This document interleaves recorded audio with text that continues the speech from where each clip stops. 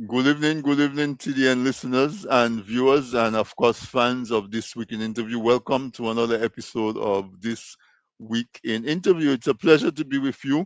I'm Anthony Drago. I'm going to be your host and your guide for the next hour or so as we talk about contemporary topics. Um, we usually use the situation in Dominica to talk about them, but the topics that we talk about are applicable throughout the sub-region of the OECS and even the wider Caribbean.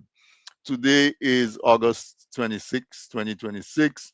For those of you who believe in numbers, it's all eights, right? Did you play your lottery today? 888. The eighth month and 26, 2 plus 6 is 8, and the 26th year. 2 plus 6 is 8. If you believe in your numbers, then today is 888. And some people believe that 8 is completeness.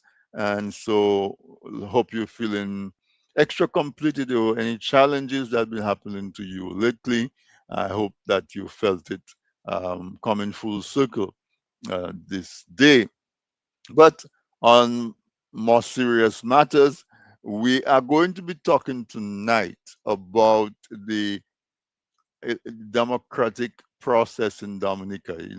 If you are not familiar, you know that in one of the major constituencies in Dominica, the Roseau North constituency, if you know Dominica there and familiar, there are three constituencies around the city. There's Roseau Central, there's Roseau North, which is Goodwill, Fonkole, um, Bath Estate, and there is Roseau South, which is Newtown, Girondale, and so on, Louvière. Those are Roseau South, and of course you have the main central, Roseau Central. Well, there's a by-election that is scheduled for September 7th in Roseau North because the parliamentary representative for that constituency handed in her resignation to the president of the country because of health reasons. And so a by election has been announced for September 7th. So that's what we're going to be discussing today. There's a lot of um, baggage and a lot of stuff that's going on around that election.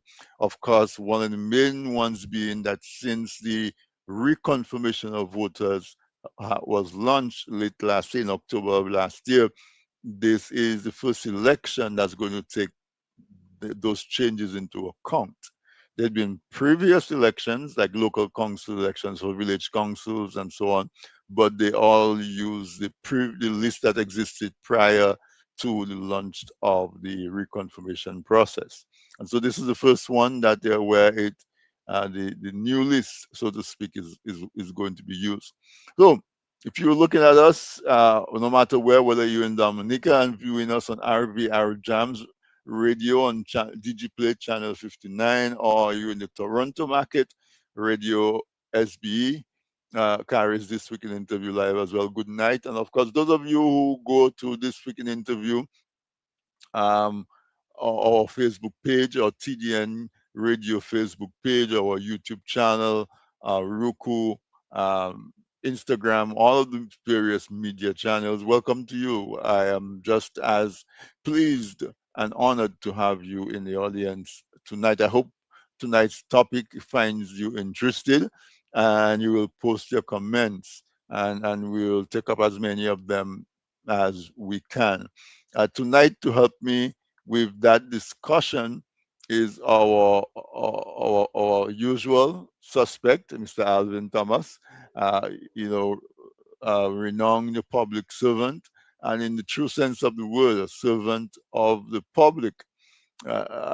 He served in Dominica as the General Secretary of the Public Service Union for a number of years. He acted as the General Postmaster. He was the Assistant Secretary in the Ministry of Tourism on the United Workers, while the United Workers Party was in government. Number of hats.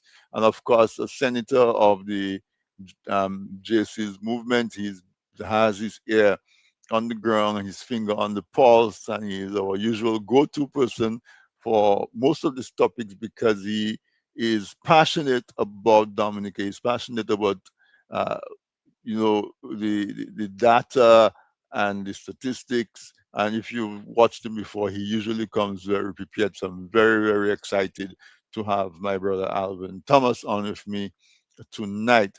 Before we go, folks, the producers are reminding me to remind you that the TDN app is available in the Android store. It's not yet available for iPhone users, but it's available in the iPhone store. So that means that you can really encourage your folks in Dominica and even yourself, you can take us with you on your device. That's what it means. You can take us with you, you can load up the app, and you can therefore tune into all the other good programming that we have, as well as this week in interview, and you can go on and get past programs and all that. Check it out, download it from the App Store, and it's free of charge, of course.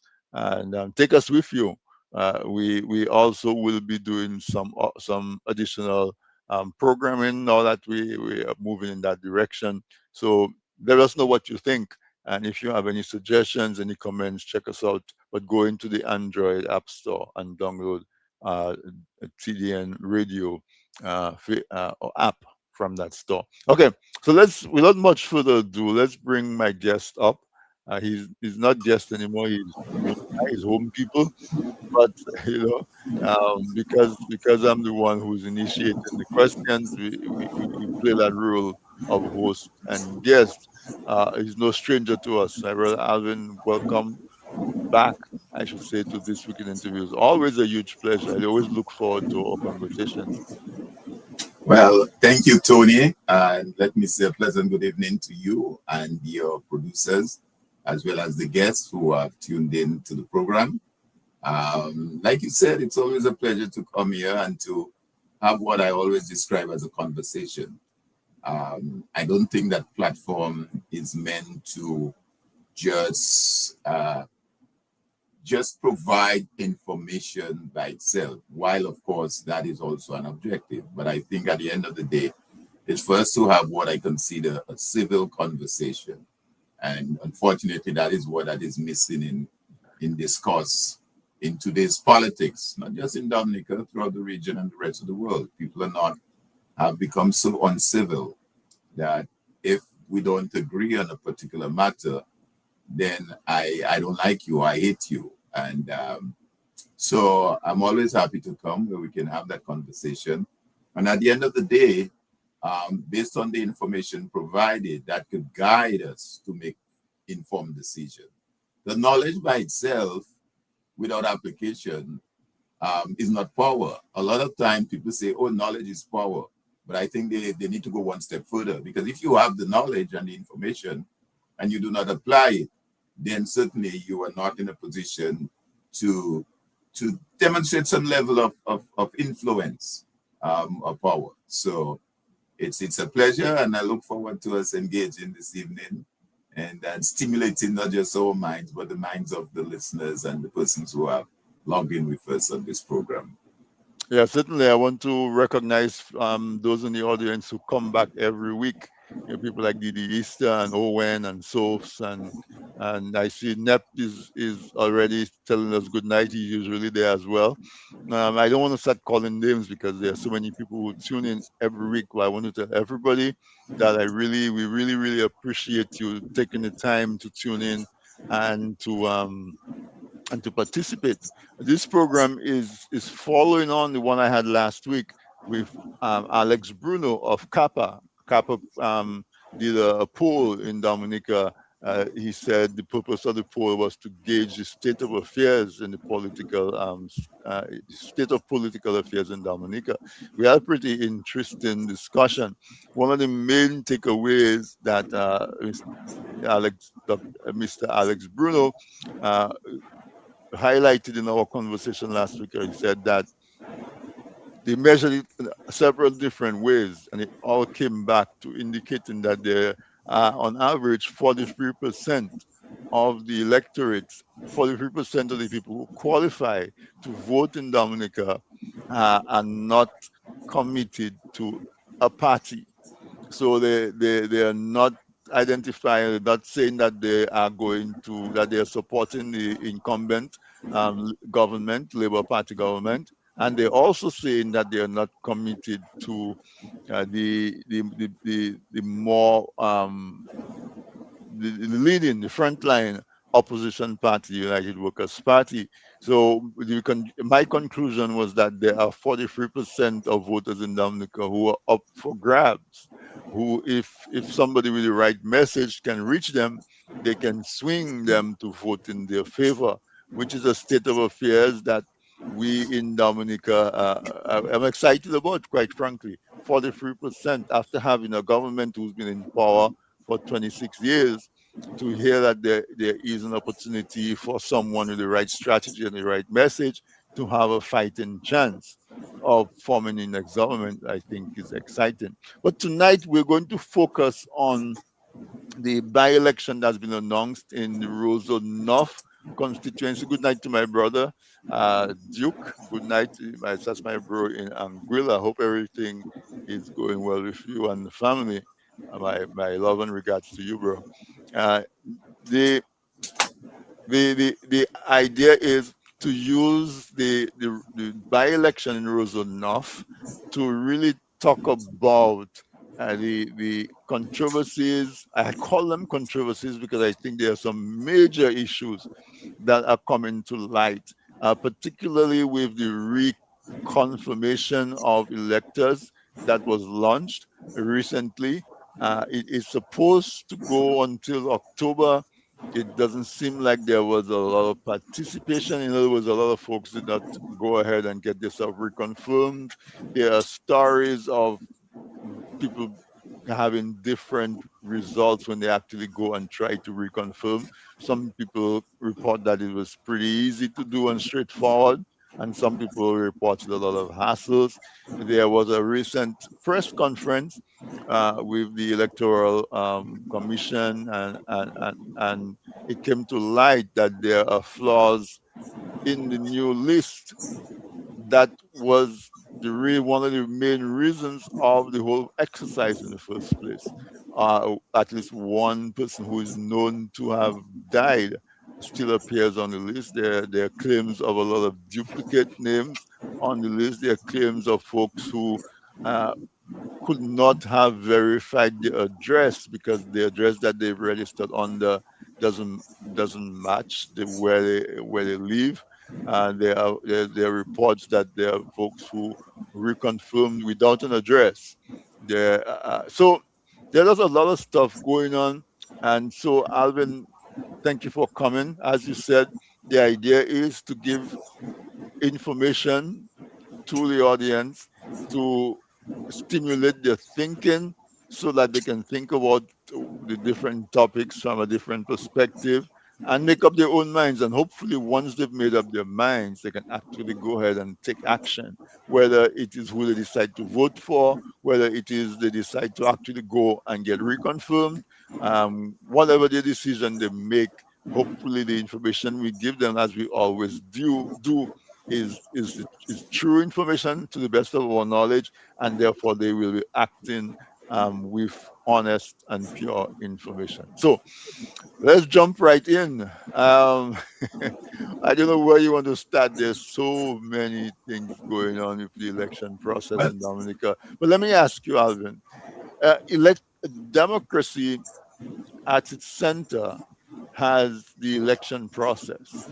Democracy is supposed to be a system where uh, people feel that they have a say in the running of the affairs and in the allocation of resources and so on and so forth. And the way that they choose people in a democracy is through the election process. So the election process is central and it is at the core of a democracy. When we have so many uh, just what appears to be incompetence at the very least, uh, uh, and all kinds of what some people may call shenanigans happening around the election process. What does that do to how much trust and faith that we can have in the next election in Dominica, whether it be by or general election? Well, that's a great question, and it might be a great way to start the conversation. But let me just shift gears just slightly, and in light of all what you have just said, Tony, to let us first of all understand um, what institution or who is responsible to ensure what you have just described takes place, because it can't just happen in a vacuum. There has to be an institution or a body that recognizing that importance that you just mentioned, that public importance, that great public importance, and to ensure that that is the case. So maybe I would want to begin by sharing with our viewers tonight and the starting point as it relates to the Electoral Commission. The, when, let's put it this way, prior to independence, that is in 1978 when we gained independence, prior to that, there was not an Electoral Commission. You had what was called a one-man supervisor of elections. Or if you know, we were statehood, we were under this British whatever system. And after independence, that is when the establishment of an electoral commission was put in place. So over the years, we've had several electoral commissions, and the composition of the commission is two persons, two individuals nominated by the government in office, and two nominated by the leader of the opposition. And then you have one individual that is appointed chairman upon the recommendation, the sole recommendation of the president. So the president exercises that discretion in his or her own deliberate discretion, which he feels that person commands that, that level of knowledge and whatever goes with it, and appoints the chairman. So the commission is made up of 5 members, a chairman and 4 commissioners. Now, the Constitution of Dominica, okay, at section 38.1, places the responsibility for just what you described earlier, this election and people, exercise their right to vote, registration of electors. So that's one of their major responsibility. You reach the age of 18, you are qualified now to vote based on the requirement again in the Constitution, which at section 33, I think it is, tells you who are eligible to vote. It also, the commission is responsible for the election of representatives. So that is their responsibility to ensure that persons having registered to vote, that can be done in a manner that is conducive to allowing us to select our representative, as well as the election of senators, okay? The new act which was just passed, which is the Registration of Electors Act number 1 of 2025, which we will look at some aspect of it a little later, is that new legislation that requires now confirmation of electors. That in itself is kind of unique to Dominica, because everywhere else within the wider Caribbean, where at some point it was felt that the electoral process had to be reformed, which include primarily in those processes is the cleansing of the voters list and making the process more, more democratic, more transparent. That has been done on what is called a full registration. So what they did, they take the old list, say, look, that old list been there for a while. It looked like it's corrupted. There are dead people on it. There are people that shouldn't be on it. let's just put that aside, cleanse it, and they do what is called a complete registration. So they generally, and you're talking about countries that have almost twice or more our population. Nothing like, I mean, Antigua has a population of almost 100,000 and they did it. Belize did it. Jamaica did it. So it's clearly an exercise where you go in Casibros and you do a, Alvin, let's not get too much into the weeds too early into the conversation. Um, I really I know we're laying the foundation, but let us talk about the stuff that people are engaged, and then we can give them the background, because I know what you're saying. The thing is that when we talk about the trust and the faith in the electoral process, and then we can try to say, okay, who's responsible for what? I hesitate to go so deep so quickly. Um, they say nowadays we have the attention of you want uh, you want to leave the meat on the plate. You know, when you're and eating food, you leave the meat on the plate, no, no, no, and by the time you come to eat the meat, no. Mhm. um, yeah. But go ahead, go ahead, go No, ahead, no, go ahead. no. So, what I'm saying is that we will get to there, but Yeah. let us deal with the what people are experiencing, Well, that and is what I and was then coming and to. then we will drill down into how we get there, and you understand. Yeah, I don't want to lose the audience too quick with too many no, no, I understand. I yeah. understand. Okay, so I go I ahead. understand, Hmm. Tony. But I just wanted to put a little context. So when we get to, because what the people experiencing, in my view, is a violation of the democratic right, if I may put it this way. Because I reference the Constitution and things, but there's also a new Electoral Commission Act that was passed. That was Act 3 of 2025. And among the things, because that is what we come into, because based on your opening comment, it suggests that what is being done now by way of the Electoral Commission's actions does not come across as being fair and transparent. And Right. that is what the people are as affecting the people. Now, in the in that new law that was passed by just last year, the three pieces of legislation were passed: the Register of Electors Act, the House of Assembly Act, and the Electoral Commission Act. And Section 4 of the Electoral Commission Act is quite interesting, where it says, for example, that the commission's objective is to organize, direct, supervise, manage, control registration and elections in a free, fair, independent, credible, transparent, and impartial manner. All those words are in that law now. The word free, fair, independent, credible, transparent, and impartial manner. You get it? You get it? Adjectives that are in that one section. That is the manner in which the commission is supposed to conduct itself.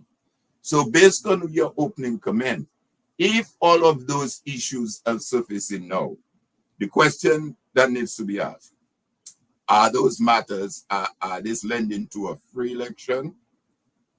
Are they lending to what is would be a fair election? Are they lending to an election where the commission is exercising independence? Are they lending to credibility? All this shenanigan you hear going on, glitches and all that. How credible? Are they transparent? You hear people name being duplicated, two names and all sorts of things. Is it impartial? Because at the end of the day, the commission cannot take sides and say, well, I'll support that party against that party. So that is why I wanted to put that first into context. So when we begin to look at the areas now we want to look at, you would juxtapose that against what is the responsibility of the commission, because they and they alone is the institution that is responsible for ensuring our democracy is correct. Not no political party and no government. The commission is. And if the commission fails, then our democracy fails. So the commission is a committee that was put together that's supposed to be impartial, right? Two from the governing government, two from opposition, and the president, who is supposed to be an independent arbiter, appoints one. But so the system seems like it's flawed because obviously the president pretty much serves as at the pleasure of the prime minister, right? Well, And let's not make that no, it's assumption. not an assumption. I'm Well, saying if tomorrow the prime minister is not happy with the president, doesn't the prime minister have the power to recommend well, somebody else well, to be well president? yes and no, because the president is supposed to be elected by the parliament. Now, it's true the eyes have it in the parliament, so I'm not trying to make thing of it. But again, the president supposed to be an individual that is above the fray. So it's very unfortunate that we see the president in that light and feels that the president is the government, which ought not to be. Well, I was not going there. I was But just saying that I was just saying that the whole system in itself has some but but has but some just to has help some you, procedures just that's to help you baked a into little, it. just to Uh-huh. help you a little, the point that you're making in our type of democracy is not far-fetched in the sense that the person appointed by the president may tend to take sides with the two appointed by government. And that is one of the reasons, if you look at the recommendations that were put forward by Sir Dennis Byron, because Sir Dennis Byron, prior to this thing that went to Parliament on March 19th, Byron submitted some very substantive proposals and draft legislations that would be intended to deal with matters like what you just mentioned. And two critical areas, two major areas that Sir Byron recommended, which this administration, and may I say the commission, left out, was the composition of the commission. He was Mm. suggesting that it be a 7-man member commission to include persons from civil society as well, as against 5, as they have it now. Also, he had recommended for campaign financing, which is a major element that is left out from this current legislation.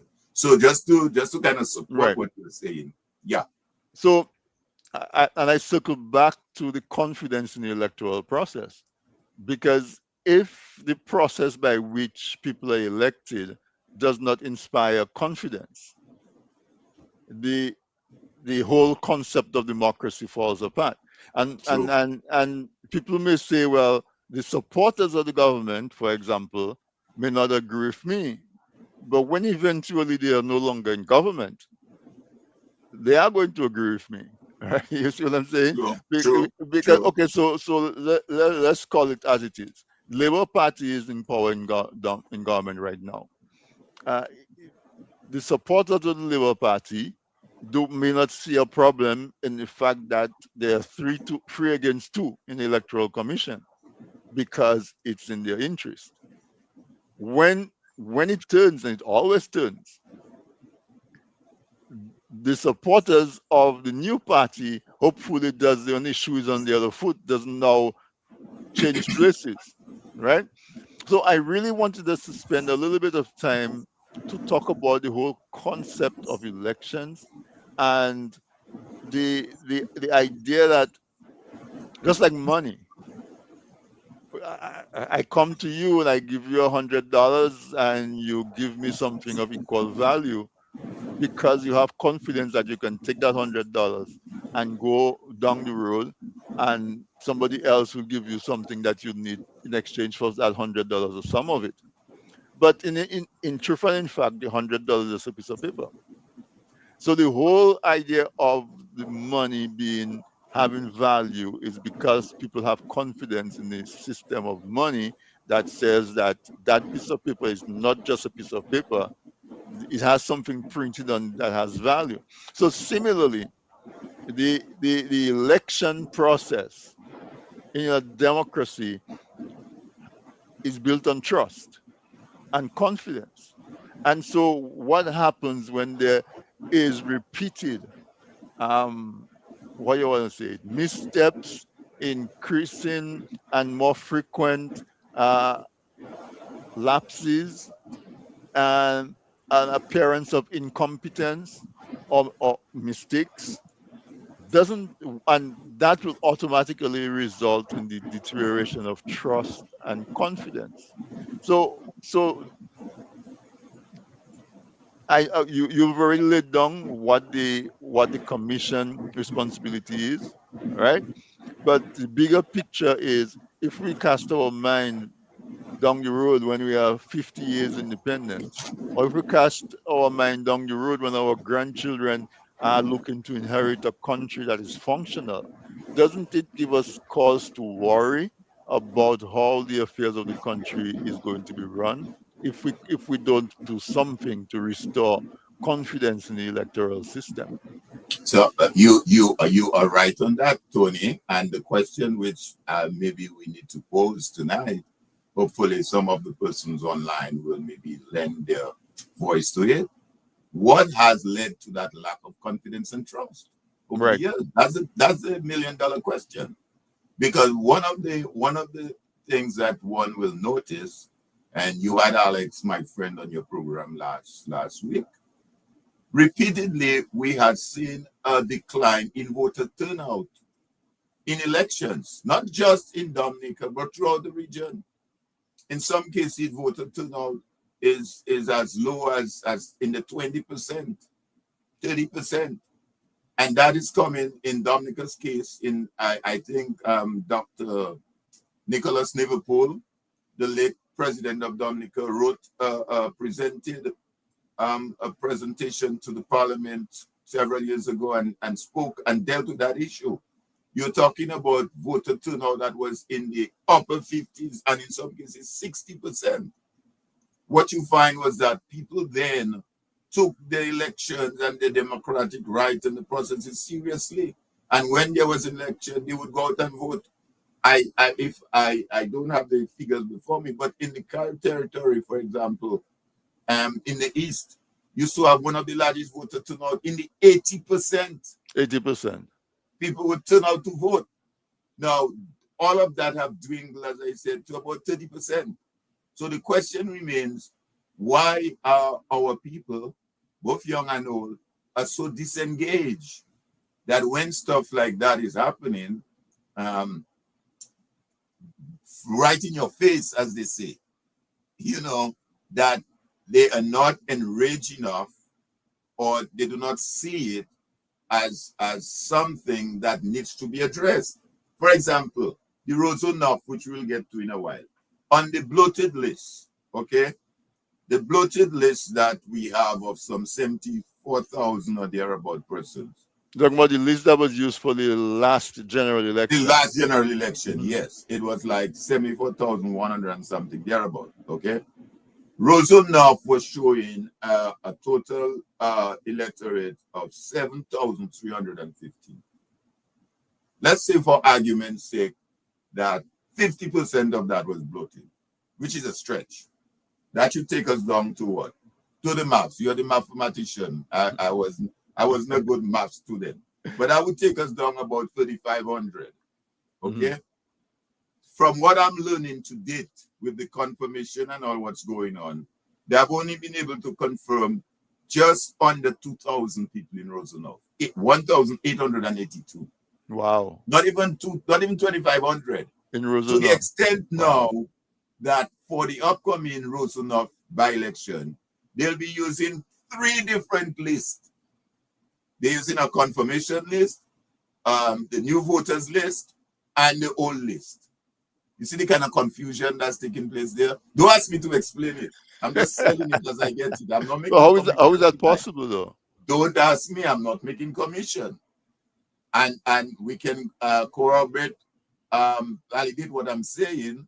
Anything I say tonight, you can go back and check it out and say, you, because I know we have sometimes some of those persons come on your program and say, well, I've been giving false information. So you can go and corroborate it. Call the Electoral Commission tomorrow. Nobody can say that because Alvin always comes with his numbers And ready. so they'll be using three lists. So that's the point I'm making. So you're moving from, as I said, a bloated 7,415.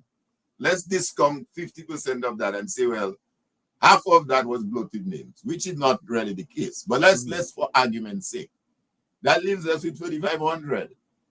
Now, currently, and you can go, anyone listening can go on the Electoral Commission website now, and it will tell you how many persons have been confirmed.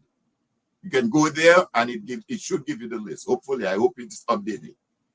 18,882. That's less than 2,000. That's almost half. What We're have you looking at a talking little about more than now? half. Yeah. Yeah, so that comes back to the question that you've raised, and I'm trying to answer with a question as well. What has allowed us, citizens of Dominica, to become so complacent that we no longer see the importance of an election? You hear people talk about political tribalism is one side against the other. I recall as a young man supporting a particular political party, and you would have rallies, and one rally passing the other rally on the same road, and a lot of fun with it, tooting the horns, and no animosity at all. No animosity, Tony. Your neighbor next door was that bad, but even in the house, you would have one, maybe the husband, boy, Mr. A strong labor right, and the other person, the wife might be a strong freedom right. You go to meetings. The Labour Party having a meeting, you want to go and hear, you'll go a big meeting, Freedom having meeting, you go and hear this. And people would have some really civil conversation with no animosity, none whatsoever. Okay? Today, you know, people have to talk, how would they say, with Savior, they have to sit. If boy, I don't want them to see me talking to Tony or Alvin, because Right. Tony's a UWP. They cannot come on this week in interview for the perception Right, that they. exactly, because they will go and say, UWP, and that little house I have, they didn't take it from me, or boy, I won't get this call. This is what we have come to. And it's really, really, really, really unfortunate.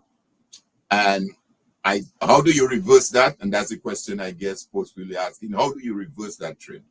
I think the trend has to be reversed by constant what TDN is doing and several other platforms. And hopefully, as I said, hopefully we can get the ear of the young people more engaged. At the end of the day, you and I are sitting in the departure lounge. Well, I can't talk for you, but some of us are in the departure lounge. There are those that are still on their way to the departure lounge. So they have the opportunity while on their way to make a change, hopefully. Last 2 weeks ago, the Dominica Business Forum had an event. They brought the three candidates together. The three candidates, and was sort of like a town hall sort of setup meeting. And one question struck with me. One question, and ironically, it was the last question for the night. You can go back and look at the tape. This young lady from Funkole stood up.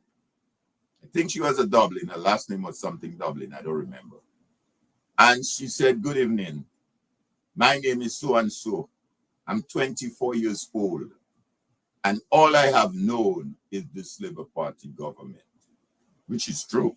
Mm-hmm. And I live in Funkole, and I have seen the condition of life and of people in Funkole, and in particular, our young men. I'm kind of paraphrasing. Right. In particular, our young men, which she's very concerned about. And every year she just keeps hearing promises and promises and promises. So the question for all three candidates up here, what's going to change? That was coming from a 24-year-old young lady. And how did they answer? Did they answer with promises? Man, they're basic. I mean, of course, they all give different perspectives, but more so, I would have expected a more structured response from the candidate for the Labour Party, which didn't come. It was simply, well, and guess what she said? The girl said they started cleaning a little playing field, some nonsense cleaning a playing field. A 4-H club project. Yeah, doing some tricks in kind of thing at the time in the village, that sort of thing, but nothing substantial. They have a health center which have not been constructed for years and nothing. So that is where we are, Tony. And Mhm. it's my hope that a lot more of this young lady, this 24-year-old young lady, and young men can understand that if they are to move forward, then they need to have a different mindset, a different engagement, so that they could help influence change in their country. Let me say though, let me say though, election has consequences. I have said that over and over and over as an old record. Election has consequences. If you take a man who is not trained to drive the bus and you put him in the driver's seat to drive the bus, he doesn't have a license, he's never driven that road, he doesn't, what do you expect? There is a possibility that that bus is going to go down the cliff with you. All of you on the bus. Election has consequences. Currently, as we speak, there's so much that can be spoken about tonight as it relates to the program. Currently, as we speak, for example, a young man or a young woman who is legal, has no illegality as it relates to travel or movement, cannot get a US visa to come to the US to study or to visit. Now, the question one might ask, well, who's responsible for that? Some might quick to say it's Donald Trump, it's the US government. Some will say, well, it may be the relationship between our government and the US government. But the question I will pose to them is that the only two countries that cannot get visas right now, and correct me if I'm wrong again, I always stand corrected, is Dominica and Antigua. And I think Grenada, if I'm not mistaken. But Trinidad doesn't have that problem. Barbados doesn't have that problem. Guyana doesn't have that problem. St. Lucia doesn't have that problem. Turks and Caicos doesn't have that problem. I mean, we have the CARICOM is made up of 18 member countries, you know. And the member country of CARICOM that is serving the longest in Prime Minister is Prime Minister Roosevelt Skerrit, you know. He's been there the longest, you know. And his citizens cannot, a citizen of Dominica who has no problem with the law of Dominica or of the United States, has a passport, accepted at a university in the US, meets all the requirements, can pay for his study, is denied a student visa to come to the US to study. Election That of is the consequences. Yep. that is the extent of the consequences. Now, I know we said we can talk about the budget at some other time, but under the question of education, if you look at the budget under the education, you know the three countries that are listed there for young people to go and study? Morocco, China, and Cuba. And there is some reference made to University of Guyana. Morocco, go check and see what's happening in Morocco now. China, which is miles and miles and miles away from Dominica, and Cuba. We know what's happening in Cuba. No reference made to the University of the West Indies. And there are several Dominicans who have studied in the University of the West Indies. Several. No mention made. But you know why no mention is made? Because as we speak now, the government of Dominica owes the University of the West Indies 31 million US dollars by non-paid student fees. What? 31 million US dollars the government owes the University of the West Indies. When you send a student to study there, you know there is the contribution that the government pays, what is called government contribution, whatever.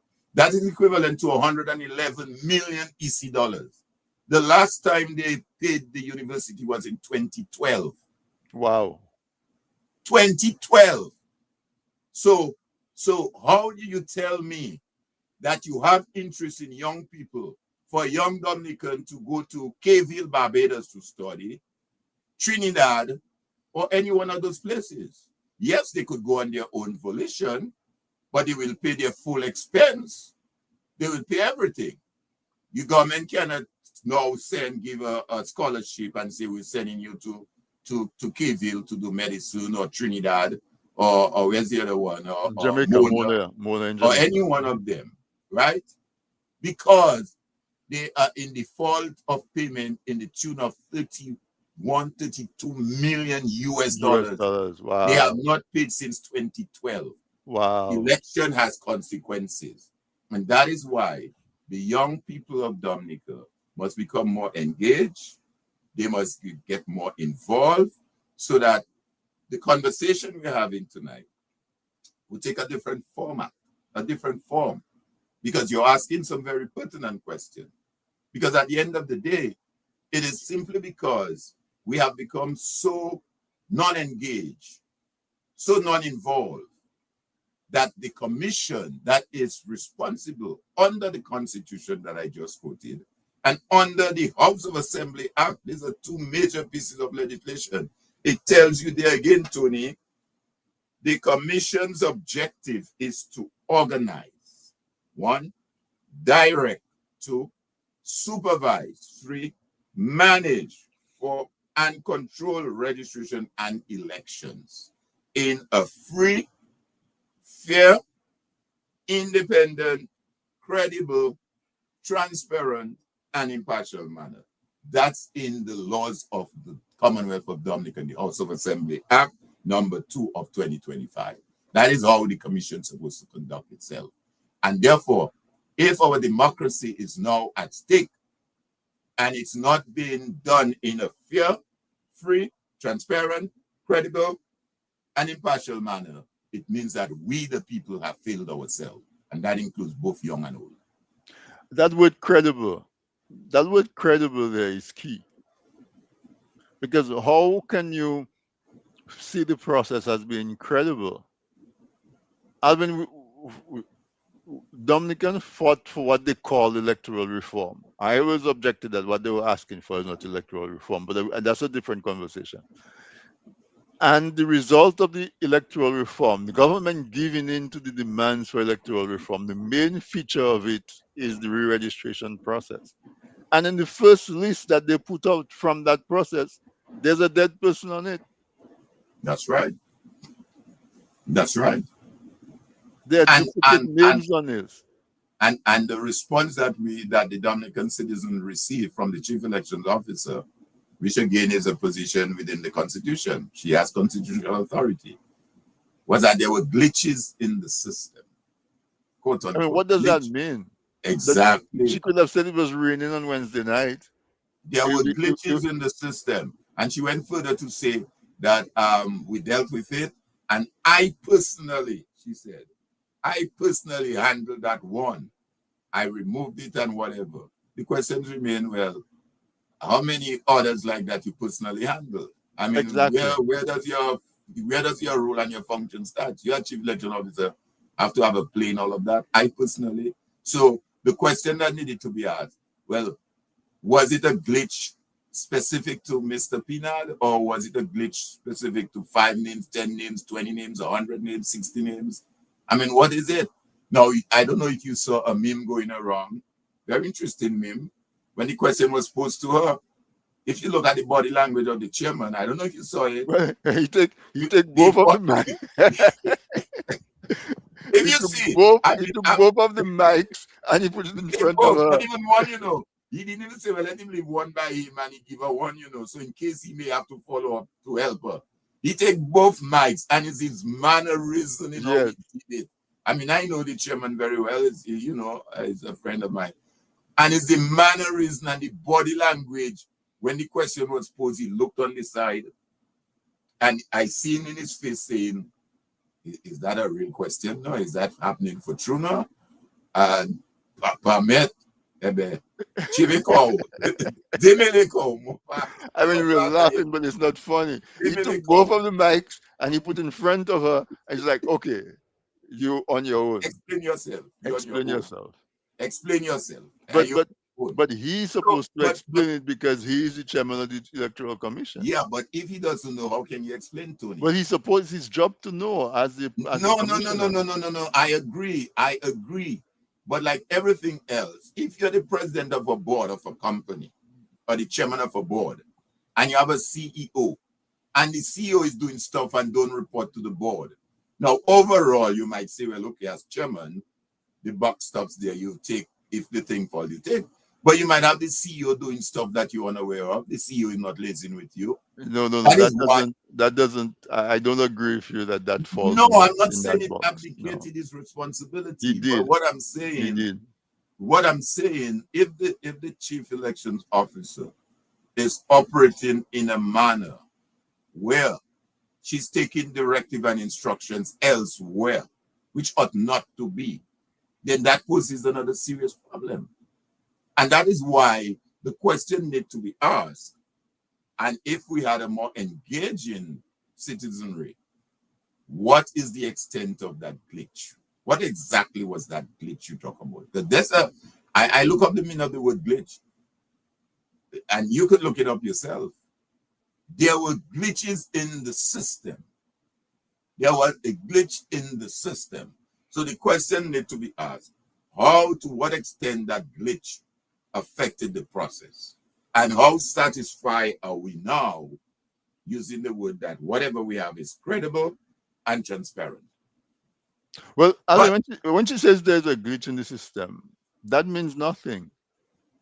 Actually means nothing. It that's a could be powerful that statement. when we were in the office, somebody picked up the wrong list. That's a glitch. It could be that we intended to print a new list, but Domlec take lights and we No, didn't get a chance to. So that's a glitch. but Tony, the confirmation has a process. You go in with your document. You have a person who what you say, how they use the term. You have somebody who comes Who and say, I vouches know for you, Tony, yeah? vouches Hmm. or whatever. Hmm. Even she herself said that there are several layers before which you become confirmed. Several layers, she says. You hear me? So when you walk into the confirmation center, it's not a situation where you walked out and you said, fine, you're confirmed. No, but So Alvin, the question remains, how could a dead man in April pass through all these layers, ended up on a list with a number assigned to him because you have a unique but identifier? are we saying that he did not re-register before he died? Yeah, but if he registered before he died, the point I'm saying is that when you get to the point of sifting through the system, Tony, Well, that should, that's where I am. I'm saying yeah, I'm not questioning that whether he reconfirmed or not, because in terms of when he died after the reconfirmation process started, from what I understand, right? right, in April, I believe it Right. was. So he could have had the opportunity to reconfirm.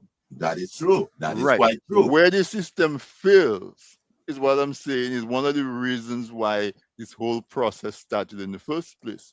Is that when somebody is deceased, there should be something in the system that removes them from the list. No, I agree with you. I'm in agreement So with so you. when you And say the there was a glitch in the system, and that's a non-answer. What do you and the, mean there was a glitch? and the question remains: how many other such persons that are Right. dead? Because he is not the only one that And died since he that process happens to be a started. popular person, so it's easy to Exactly. identify. But somebody who is Exactly. just a regular Joe Bloke like me could be on the list and I passed Exactly. away, right? Exactly.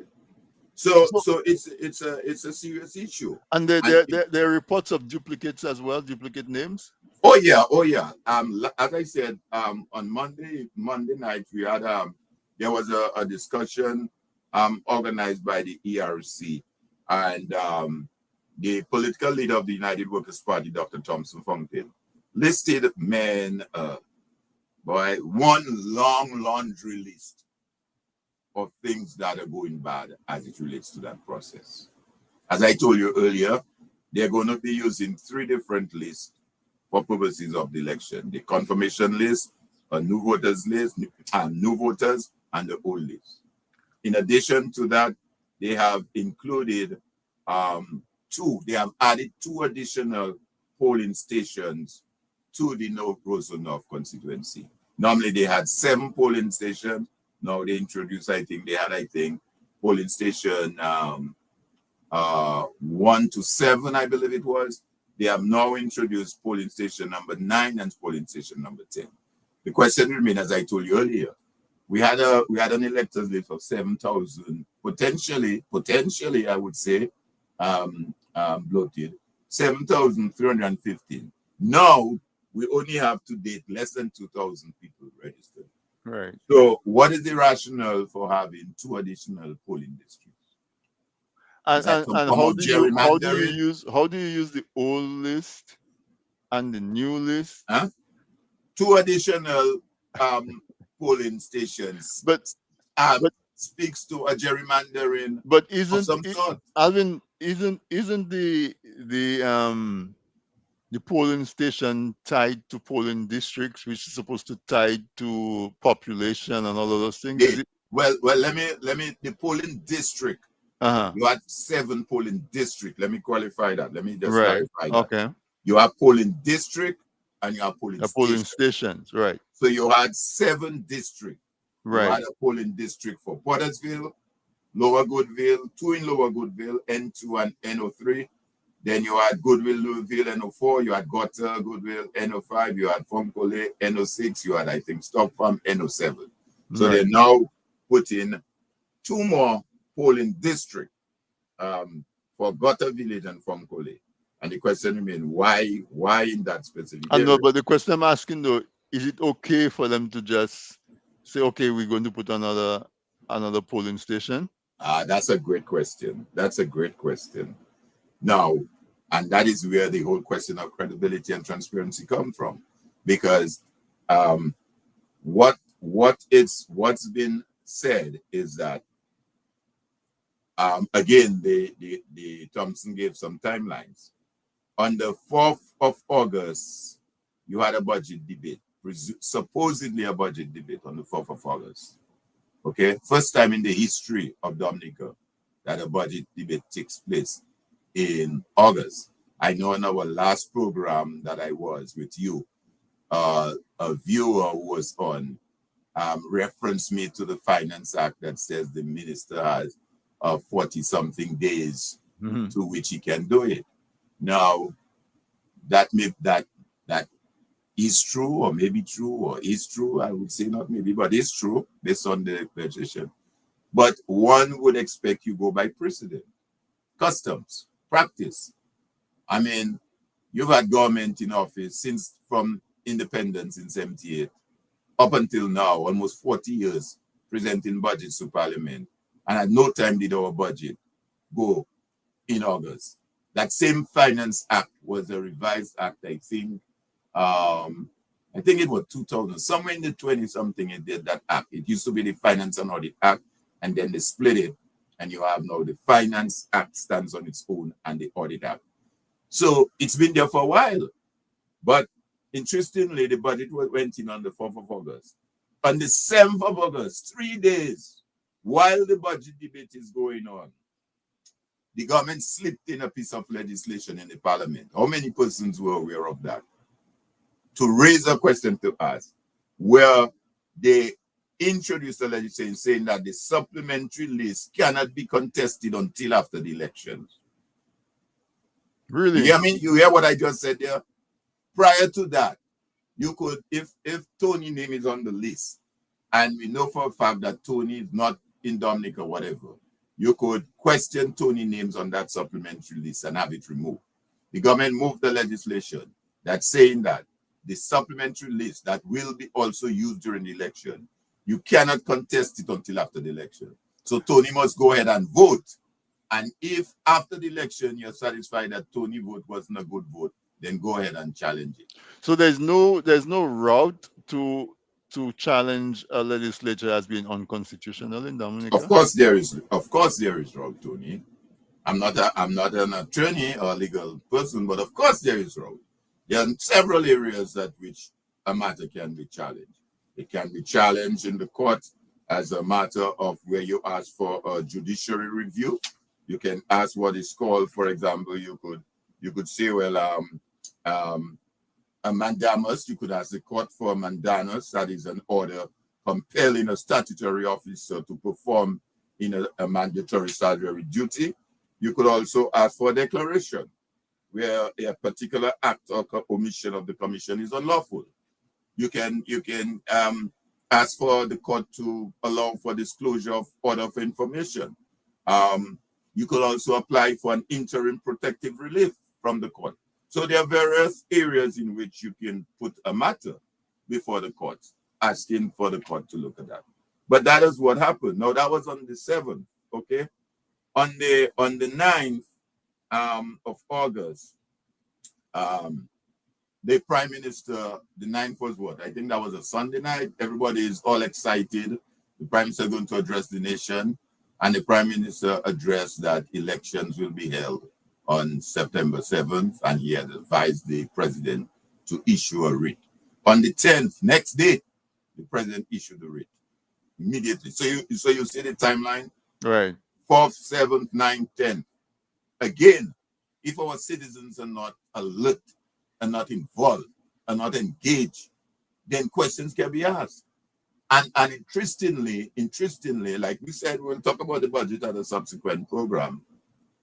The Prime Minister, who was the former Minister of Finance, okay, the former Minister of Finance did not speak on the budget in Parliament. And in that particular budget, you had a major matter in the budget. That is the reform of the tax structure that we use in Dominica. Zero. We have a zero tax structure. From what we had, 15 up to maybe 35 maximum, to now zero. So Again, Dominica has no income tax? No, they have removed income tax. You don't know that? You haven't looked at the budget, my young man? You haven't looked at the budget? Interesting. Yes. So I'm saying all of this to show where's the credibility? Even when the legislation that we're now going to use in our election process, when the 3 bills were being debated and passed in the Parliament, the Prime Minister wasn't even in Parliament. It was not, for that yeah. debate. Mm-hmm. Significant when major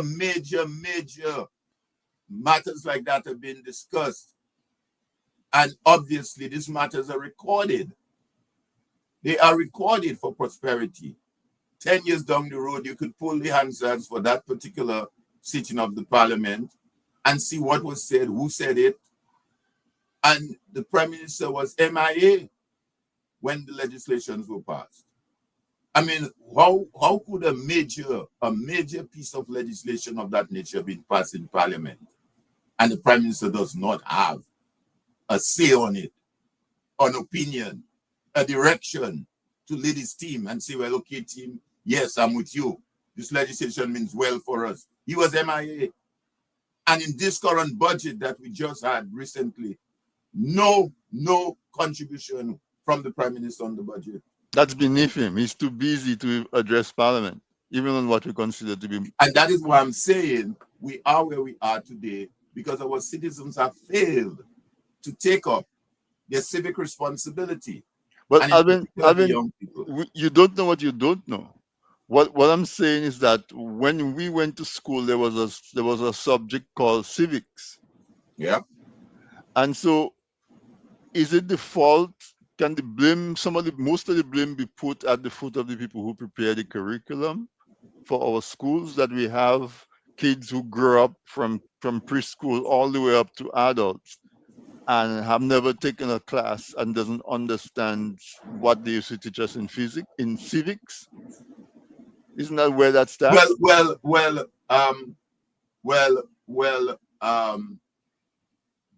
That is true, Tony, except to say though, we can't portion all the blame on the young people. We as the adults have to take some of it. In other words, if a child is in your house and you show bad examples and you don't train your child the way the child should grow up, then tomorrow you can say, well, my son came out. So you can still do what you need to do as a good parent and the child turned out otherwise. But there is a responsibility of us to be able to guide. So yes, you're right. We had certain programs in place that would allow us. But notwithstanding that, again, I may have mentioned that before in this program, I was a young second former in 72 or thereabout, 72 years, 72, 73 at the SMA, when we had a serious uprising in the school. Where you think it started? In a classroom, you know.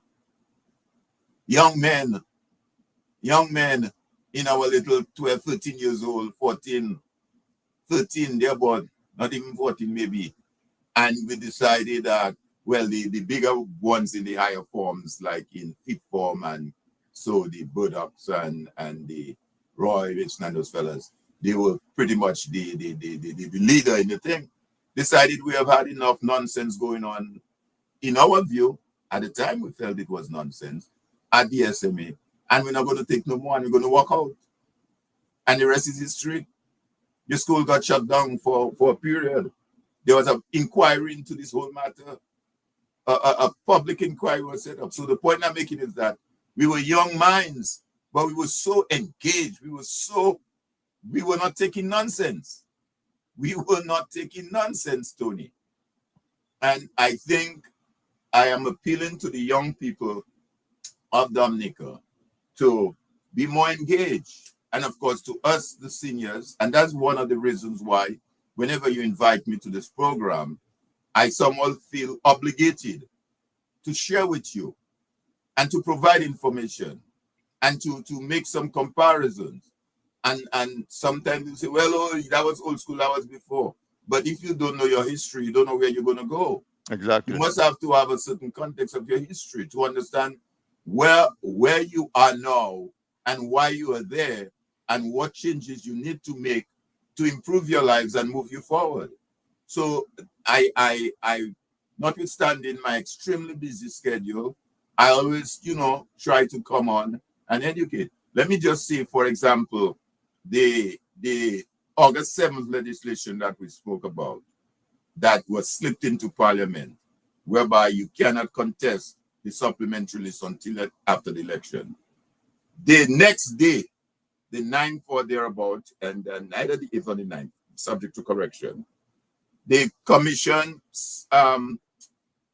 published a supplementary list with 260 additional names on that supplementary list. 260 names.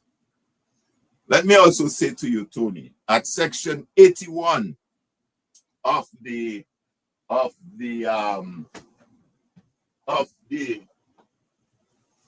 at section 81 of the CCJ's report, where they dealt with Dominica's election following the 2019 elections, where they referenced that there were taints and said to Dominican citizens that you should not go into another election until those taints are removed. Those are the words of the CCJ. At section 81 of that report, that deals with the electoral list issue, here's what the justices said. The electoral list are central to legitimate and lawful elections, full stop. The duty to maintain the integrity of list of electors falls to the Electoral Commission. One complaint in these matters is that, quote, the polling clerks, returning officers, and chief elections officer failed to use the revised annual list and the supplementary register as the register of the electors of the polls. The list complaint. Of the 10 petitions filed, 9 contained the list complaint. That's in the CCJ report. So what I'm saying to you, Tony, if your electors list is compromised from the start, meaning that there are names there that ought not to be there, the election has failed even before the man cast. Yeah, and then you cannot challenge it until after the election. So, and that is where we are, unfortunately, Tony. But Alvin, it is significant that legislature has not been challenged at all in the courts. Well, that is significant, absolutely significant. And again, unfortunately, our people are so timid to always held the view that, oh, the court is a waste of time. Oh, you're just wasting your time. Oh, what are you going to get out of the court? But you know, and I know, the system of government and governance of a country is the executive, the legislature, and the judicial. I mean, we see it right here in America. We see just recently where a judge ruled that the 75 countries that Trump said couldn't get their green card process was illegal. Mm-hmm. And he has that the Rubio had no authority to do that. So the court ruled. Of course, he has always grounds to appeal until he gets to the highest court level. So my view is that there are certain things that need to be challenged. And this timid approach that we have to suggesting, well, it's a waste of time. I mean, then if that is the case, then we become the land of the jungle. Yeah. So if I cannot go to the court to say, well, Tony trespassed on my land, or Tony took my land, which is mine, then I'll take my cutlass against Tony, and Tony take his cutlass, and we settle it there. But that is why you have a judicial system in place to take care of those matters. Look at what happened. We stayed well over a year without a leader of the opposition in parliament. And in my view, and in some person's view, the parliament was not duly constituted because you didn't have a leader of the opposition in the parliament. The structure of the parliament wasn't properly constituted. So the question remains, all of the legislations that passed during that time, are they valid? Because the office, there are certain positions like the chief of police, the various senior positions where the prime minister must consult with the leader of the opposition, must consult before the appointment. Right. So how did we appoint all these persons we appointed without the leader of the opposition? But you had, of course, give credit to Lennox Linton. He was persistent and took the matter to the court. And guess what? The court ruled that the president acted unconstitutionally. Wow. The court ruled that was the president acted unconstitutionally in violation of the Constitution by not having appointed a leader of the opposition in her own deliberate discussion among the members that were in the parliament, that she should have done that. The court ruled. Obviously, they can appeal it, and we'll see how it goes to the OECS Court of Appeal, if they do appeal, and finally to the CCJ. But the point I'm making is that there are opportunities for us as citizens, and any citizen of Dominica, you know, it does not necessarily have to come from a political party or any citizen, yeah. Any citizen has under standing, the yeah. Constitution who feels aggrieved and feel that their right to a bridge can take the matter to the court. So a citizen can now say, look, based on what's going on in the commission, I am not satisfied that the conduct of the commission and the statements made by the chief elections officer allows for a truly organized, properly directed, supervised, managed, and controlled election that would lend itself to it being free, fair, independent, credible, transparent, and impartial for the various reasons that I've just cited. I mean, what could possibly be the motive of the government to go into parliament during a budget debate? Already the budget is late. The prime minister himself not talking on the budget. Very little. I mean, when we get to that discussion, you'll see how empty that was. A budget that has a major tax reform in it.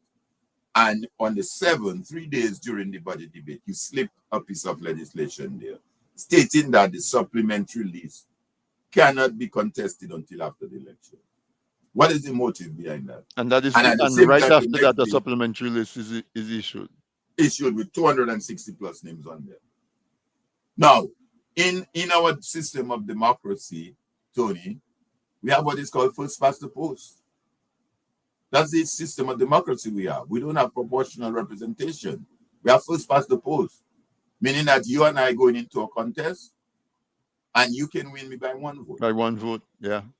By 2 votes. We've seen it happen time and time again in Dominica. In the 2019 election, Dr. Thompson Fountain lost by what, 5-6 votes, they said, in his constituency? Less than a handful, yeah. Mm-hmm. less than a handful. Then in where you call it, Castle Bruce in Castle your Bruce. Mm-hmm. constituency, what's the name? Teacher Ernie, What's Teacher only lost by what? One vote I heard, something like that. And they had to recount and then reversed and and yeah. and they ended up she lost by one vote or two votes. So clearly, if there is this shenanigan going on, and you know adding the electors list, and keep in mind what the CCJ referenced that electors list to be. It is the central element. You hear the words that they use? These are the justices, These are not my words, Tony.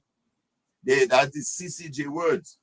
The electors list, they said, electors lists are central to legitimate and lawful election. So if your list is compromised, is corrupt, is bloated, there is a question about that list, and you now have 200 potential voters on that list, and your intentions is for your candidate to win by one vote, two votes, then that win can happen. Yeah. There's the potential. And as long as I don't there's want the to sound like a potential, doom and gloom, as long but as all I'm there's the saying it's a potential, potential. it erodes the confidence and the trust in the Exactly, of the electoral system. democracy. Yeah. Exactly, and the credibility. Because my question to the government or to the commission, because I would think that, well, in the normal scheme of things, the commission makes recommendation to the government through the Attorney General to present a bill to Parliament. In other words, the commission cannot on its own present bills to Parliament. They do not Right. have that authority. So if they have a recommendation of some sort where they want something changed, they would forward it to the government. And mark you, I say government, I didn't say Labour Party. That's two different things. To the government, through the Attorney General, who then presents the bill to Parliament. That's the process.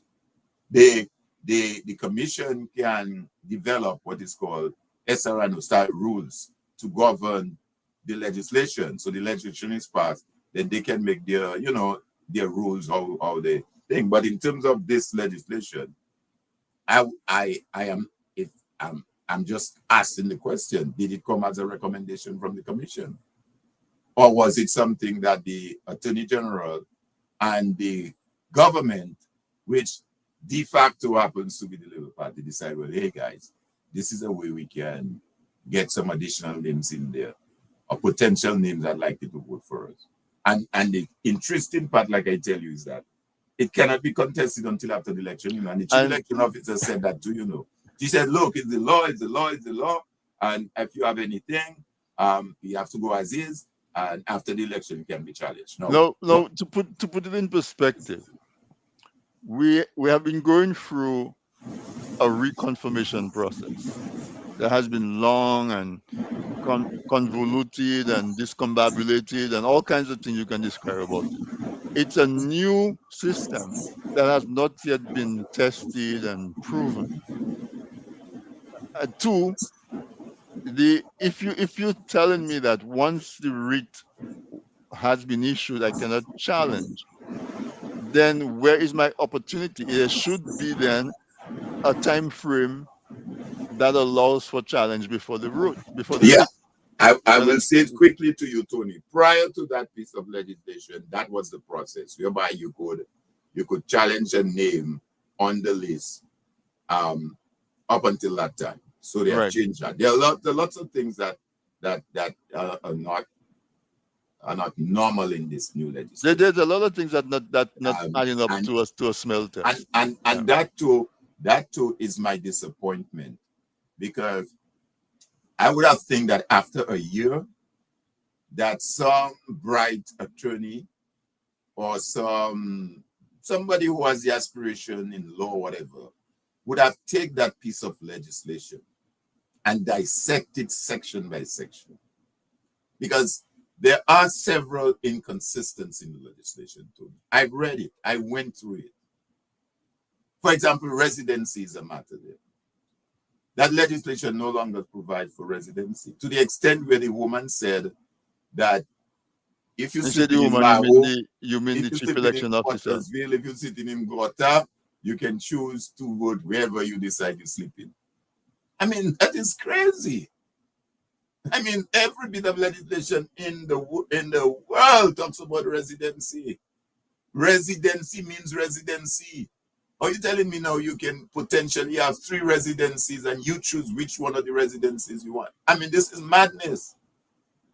The other thing was that those lists were being published without addresses, no address. So when you go on the initial list that were published, all you'd see is um, the polling station, whatever it is, Anthony Drigo, his name, occupation, and identifier number. It would say like Anthony Drigo, Cassie Bruce. Or let's say you have a certain village in Cassie Bruce, Mopak or whatever.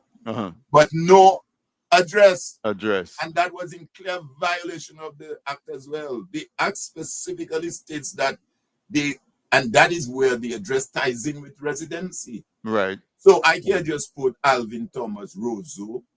It must have Alvin Thomas, 17 Church Street, or 24 Great George Street, Roseau.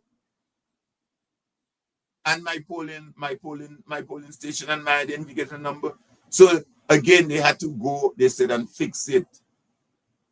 Fix it. Credibility again. And then you don't have the opportunity to check what they fix and challenge it. So I'm a little disappointed, like I said, that I know attorneys, they want to get paid for their service, obviously. But I would see that as a really good study, a good project that a bright attorney would take and say, let me take the both laws side by side and see what kind of improvement that law has versus that other law. And let me tell you, there are a lot of things, because since that law was passed in March of last year, 2025, they have been to Parliament at least 3 times, if my memory serves me correct, and put in various pieces of legislation to correct some anomalies or inconsistencies in the law. And the most recent one was August 7th, where they went and slipped in that legislation as it relates to the supplementary list. And one of the things they mentioned, and they did as well in submitting that SRO, to say that you must have a valid piece of government ID to be able to present to vote. So, if, for example, you have your passport, this is what you have. You maybe don't have a driver's license. Maybe you self-employed, or maybe you don't have a social security, but your passport expired on the 5th of September. The election is 2 days later. You can't use that passport because for all intents and purposes, it's not valid. It's not valid. So you have to go get a brand new passport. And there are some people who don't drive and don't travel, so they may not have a driver's license or valid, passport. but it has to be valid.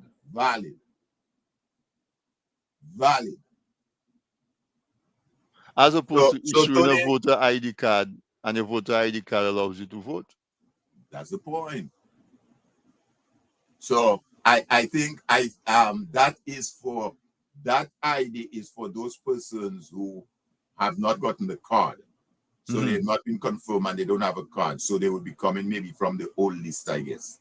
The old voters list. Because remember they said they're using 3 different lists.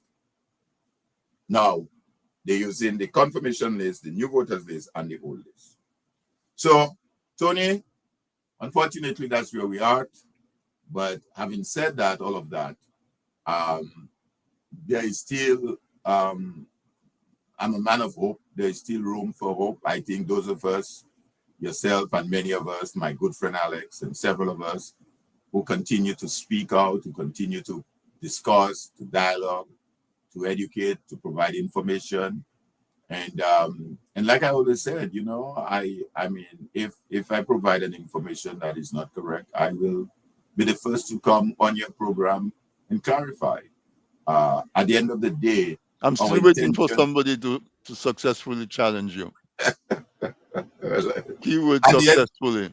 At the end of the day, we have good intentions. We all love our country. We all love Dominica. Notwithstanding the fact that we may I will take you to task for that, you know, Alvin. What? We don't all love Dominica. Oh, Lord. I think deep down in our heart. No. But, you know, let me tell you, Tony, let me tell you something. There's some people that have a difficulty in demonstrating love, you know.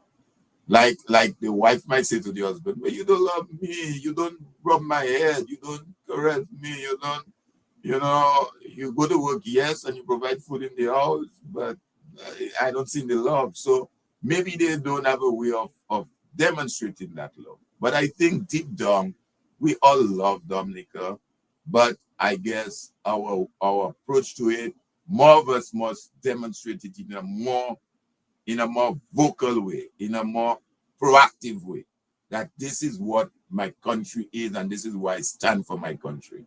I think that is what's lacking. And again, I don't want to beat up on the young people. I think the future belongs to them. The future belongs to them. I mean, a young man who is 24 today and hopefully taking a young woman taking care of themselves have another maybe 40 or plus more years to another 40 plus more years to be in Dominica. Someone like me, I'm not sure I have another 40 more, unless I fall in the footsteps of my grandmother who lived 111. But that is wishful thinking. You know, I don't want to go down we that. share that in common. My maternal grandmother lives to be 108. Exactly. So I don't want to be wishful thinking and think that. But if God so decides, it's all right.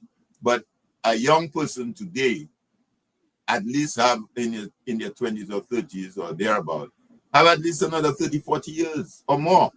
No more. So that is who they are the ones that are responsible for moving their country. I've said before that what when 2 years from now, Tony, 2 years from now, 3rd of November, 1928, we'll be celebrating 2028. 2028, sorry, 2028.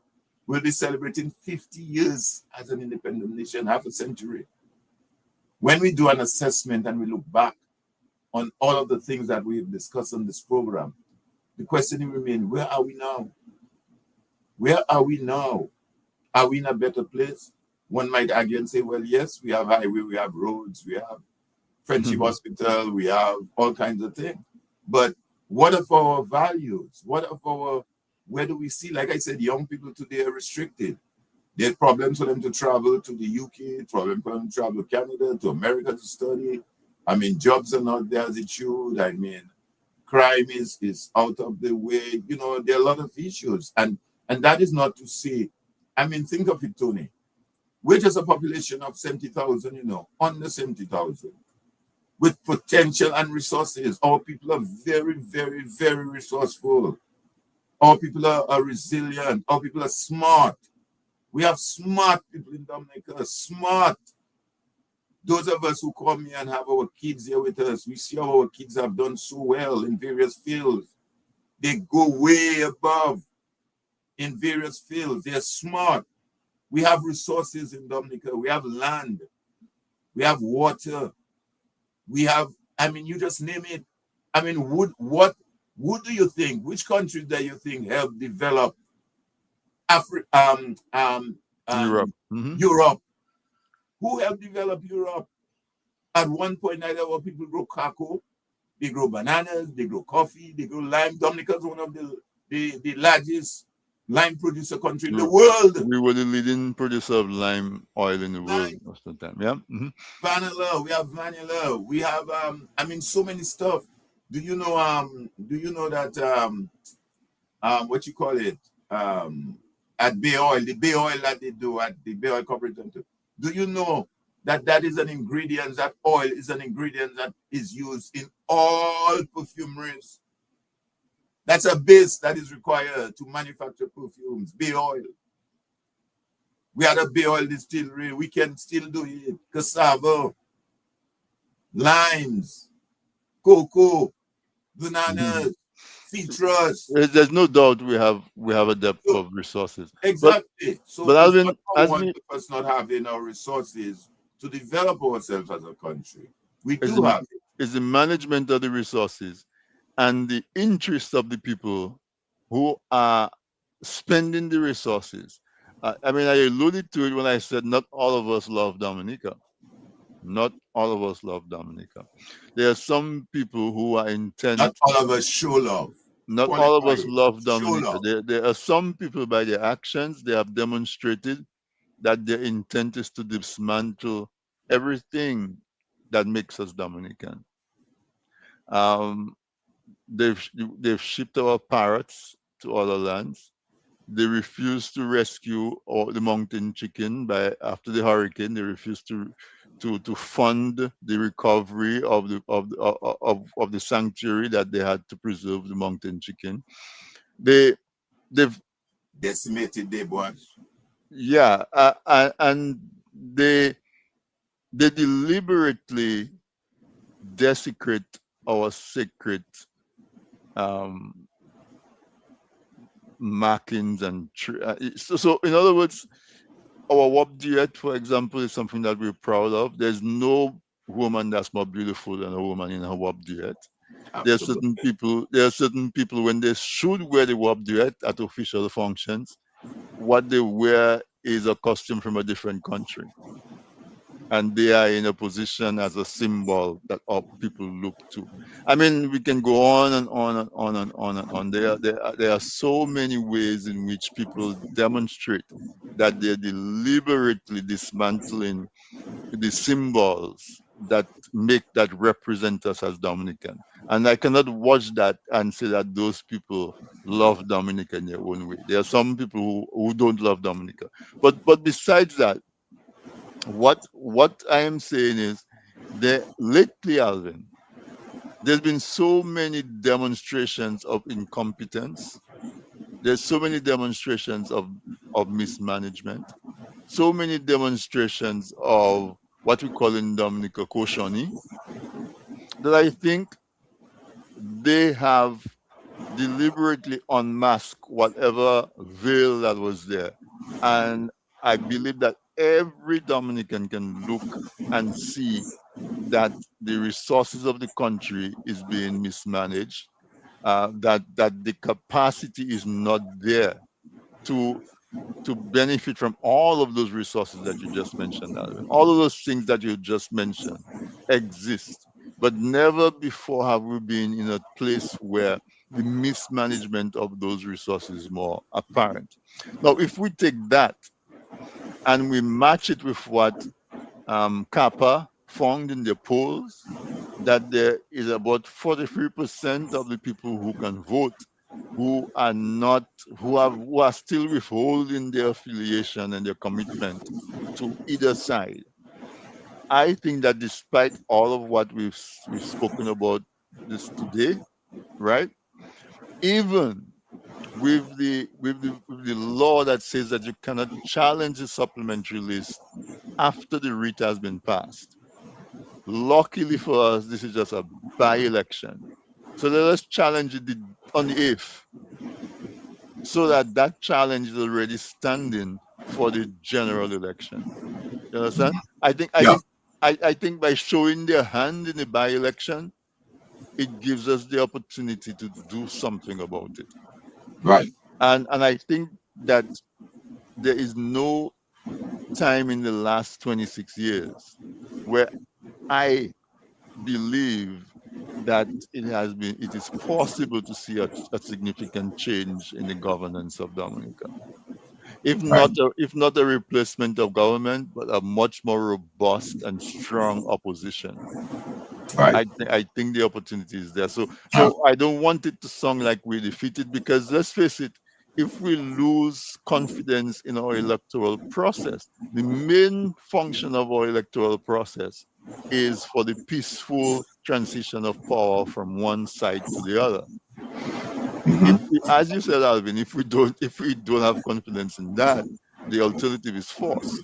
All right. Mm-hmm. So there one side that is trying to stay in power by force. Will that result in a response where people who are suffering now will want to wrestle power from them by force? And so there's a lot that's at stake when we talk about it.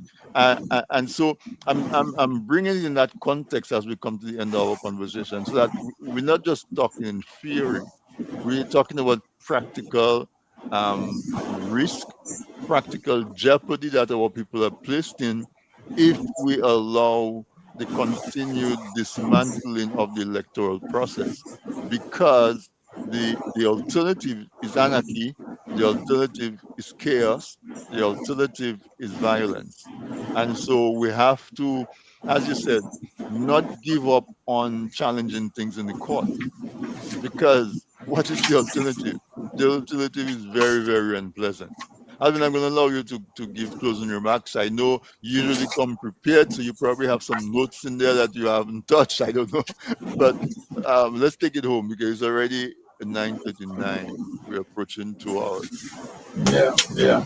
Well, I mean, your last comments there is so on point, Tony, because um,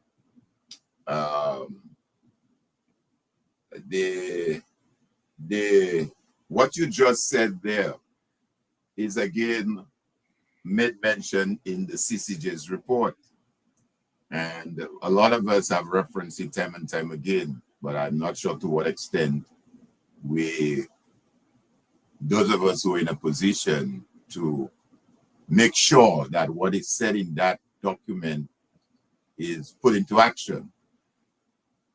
At section 77, and that's what I'm going to close with. Well, before I go through that section, let me just say one more thing as it relates to the current situation at the Roseau North and the list. Again, I'm quoting from Dr. Thompson Fountain, and it is my hope that the information that he has provided are true and can be validated. He said there is a name of an individual who has not lived in the Roseau North area, who was sort of coerced into registering as a voter. And when this individual recognized the inaccuracy or whatever he did, he wrote to the commission through his attorney asking that his name be removed off the list. And the commission has refused. He wrote to say that I need my name removed because whatever situation allowed it to happen, he heard through his attorney, and the commission refused. That goes back to that August 7th legislation that says the supplementary list cannot be contested until challenged after the election. So you see where we are? Let me close, Tony, based on your comments, and again reference the CCJ's report. At section 77,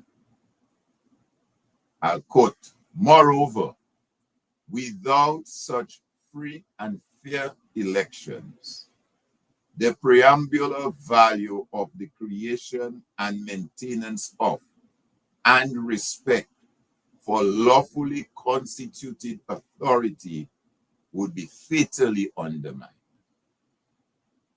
The consequences of such a denial, that a reflection on Caribbean history demonstrates, include loss of legitimacy, public unrest, and even revolt.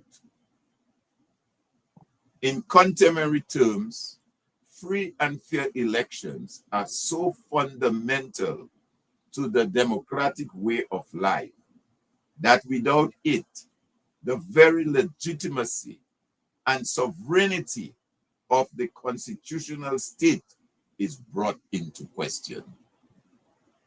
Constituted as is by, quote, in parentheses, the people of Dominica. In this regard, it is worth reminding ourselves, again, in parentheses, the will of the people shall be the basis of the authority and, in parentheses, legitimacy of government, unquote. That's at section 77 of the CCJ report. And that's the note on which I will end. If we do not get it right, as the justices themselves have pointed out at section 77, it can lead to revolt, unrest. And questioning the legitimacy of the government or the persons that is supposedly elected by the people. That is how serious this thing can be. I hope, Tony, again, thank you for having me to share on this program tonight. As I said, it's a conversation, and I'm always happy to provide whatever knowledge that I have. I think myself, yourself, and several of us do have that responsibility and obligation, notwithstanding how far we are. And those of us who maybe love Dominica more than others, or not unlove it, as you put it, I think we have an obligation and a responsibility to guide, to help engage and elevate the conversation for the betterment of humanity. One of the tenets in my JCI creed, as you mentioned in the start of the program, I am a strong member of the JCI, Dominica JCI fraternity organization. And one of the tenets in that creed that we recite whenever we meet as JCIs is service to humanity is the best work of life. And that's why I continue to do what I'm doing. Service to humanity is the best work of life. It also says that government should be of laws Oh, and not yes. of men, Oh, right? yes. It says Because that too. Right. laws are supposed to be durable. Man is just pass with passing, Absolutely. right? Absolutely. So Alvin, I want to say thank you for coming on. Yeah, as always, super prepared and with a strong basis for what you say. I I hear you put out the challenge every time. Challenge me and show me if what I'm saying you have evidence or otherwise, and I'll be the first person to concede and admit and see. And so far, I know a few have kind of challenged, but nobody has been able to come up with the goods to They make hide you. behind they hide behind the back door, man. They ain't coming up front. I So need them to come up front in the ring. Come in the ring. the challenge is still there. So I think tonight we actually painted the picture of the seriousness of the matter and the urgency of the matter. And as luck will have it, we have a test run, we have a dry run. Because imagine if all of those things that we're talking about tonight is happening in the 21 constituencies, right? At a general election, it will be a disaster. Chaos. The fact that we get a test run is a blessing. Is my grandmother that died at 108 and your grandmother died at one. Their blessings are still With on their us. Oh country. yeah. Yeah. Oh yeah. And so we have the opportunity to see it and look at it. And when I say that not everybody loves Dominica, it has been evident that there are quite a few people who seem to love their party, their political party, or a political leader, and they've placed that love above the well-being of the country as a whole. But when you do that, what does that mean? Because I mean, you could be talking to me right now, and tomorrow you get the news that I'm no longer living, Mm-hmm. and that is true for everybody. Mm-hmm. So when you sacrifice your career, the integrity of your career, the integrity of your own personal principles, the integrity of your country, so that you can continue to lift people up who may not still deserve to be lifted up. What happens if that person fall and die? Mm-hmm. Absolutely. All of what you've sacrificed suddenly becomes an empty shell, right? Right. And it's not that I'm trying to wish that anybody's life is shortened, but it's a reality. We all mortal Oh yeah. beings, We're just passing. and it can Mm-hmm. happen. So what I'm appealing to is to understand that transient part of our nature, of everybody's nature, and to let us use our energy in areas that are more durable. When you build up Dominica and you put Dominica first, you're doing it for generations, Mm-hmm. as opposed to doing it for now. And so for the 43% of people who are standing and not knowing who to cast the vote for. I cannot tell you who to cast your vote for, but I can tell you that if you take an honest look at what has been happening in our country, and as Alvin said at the start, compare where Dominica is now to where it was 20 years ago. Can you genuinely say that we're better off? And can you genuinely say that we are on a path or a track that's taking us to a better place? How does Dominica compare to our neighbors in St. Lucia, in Barbados, in Antigua? Look, I saw on Facebook that there are businesses in those islands that are actively recruiting Dominicans to come and work in their business. Hmm. Who is migrating to Dominica to work? And yeah, there's a few contracts going on and workers coming to work on those contracts, but is that migration or just coming to? So Well, one of the, without tripping you, Tony, one of the budget inclusion, they said, I don't remember the year they put, is to raise the population by 100,000. Again, I mean, that is just talk in itself. Where yeah, is the policy and the vision towards that? You yeah. want only in the Why a next hundred administration. thousand? Why Exactly. How did you why arrive not on that number? 110? Why not 80,000? Right. So Yes. again, as I said, there's so many demonstrations of incompetence. There's so many demonstrations of missteps. There's so many demonstrations of lack of capacity to be able to run the country that I'm appealing to that 43% to make a decision that if you have a choice, if you have something in your hand and it's not working for you, you're going to continue holding it and see if it will work, or you're going to let it go so that something else can come into your hand. It may not work, but I can guarantee you, if you keep what's not working in your hand, it's not going to work. If you allow something else to come, it might work. And so that's why I want to end my appeal to go and re-register. It might be too late for the Rosa North Confirm, not constituency. register. Confirm. Confirm. It might be too late for the Rosa North constituency, but as I said, the Rosa North constituency is a trial run, is a pilot to show us all of what we need to pay attention to. So take that as your incentive to go and reconfirm yourself on the list. Make sure that when an election is called, you have the opportunity to exercise your right to vote, because that is most important. That is Absolutely. absolutely most important. And so, Absolutely. folks, I want to thank you for staying with us through the program. And one more thing before I go, my producer reminded me is that, do you notice that the campaign for Roseau North is not about what they are going to do for you or for the residents of Roseau North? Do you hear anything about the hospital in the campaign? The hospital is situated in Roseau North constituency.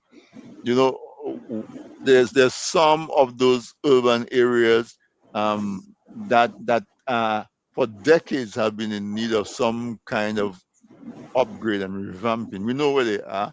We're not saying that they're any worse off than any other people in Dominica, but the environment in those communities needs some attention. They have not been given the attention, and so the neighborhoods continue to deteriorate. Alvin spoke about the 24-year-old lady that sees what's going on around her. Look at those things, take a sober look at those things and make correct decisions that's going to take us from where we are and move us forward so that when 2028 comes, we have something to be proud of, and we can call ourselves Dominican really in a proud way.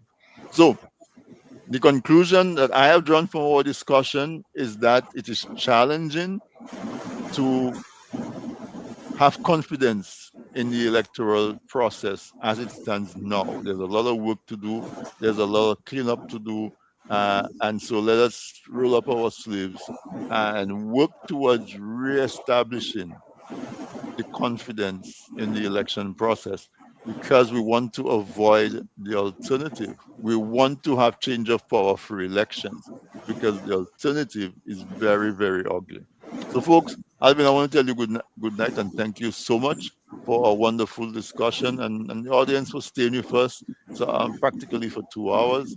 And of course, the team that helps me to put this program together, I appreciate it. Thank you so much, everyone, and good Thank night. you, Tony, and have a great week. Continue. You Have a too. great day. Thanks. Thanks. Bye. Bye bye.